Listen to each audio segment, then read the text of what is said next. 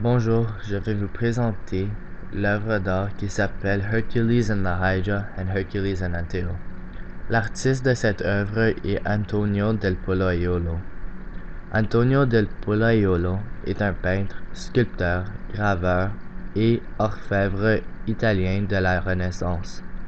Ses travaux montrent à la fois ses intérêts pour les influences classiques pour l'anatomie et il pratique la dissection pour accroître ses connaissances et obtenir une représentation réaliste du mouvement, de la lutte et de la tension.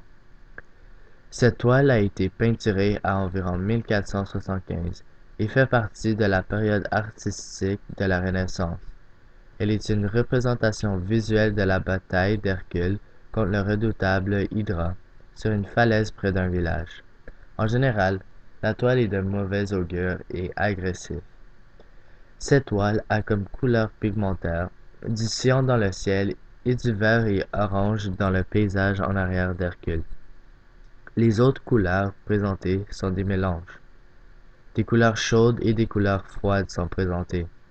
Par exemple, la couleur de la peau d'Hercule est une couleur chaude et la couleur du ciel est une couleur froide.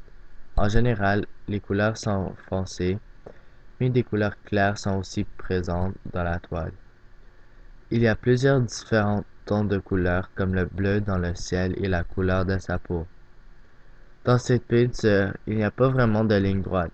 La plupart de la toile est en courbe. Les formes sont figuratives.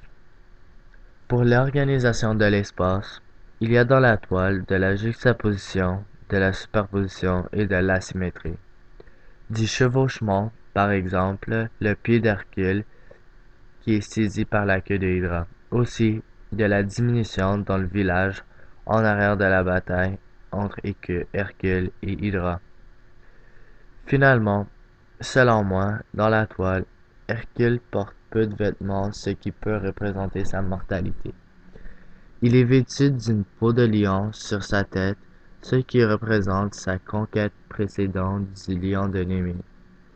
Principalement, dans cette toile de Antonio del Pollaiolo, Hercule est en train de saisir le cou de Hydra, avec son arme dans les airs, signifiant une fin proche de la bataille. Merci.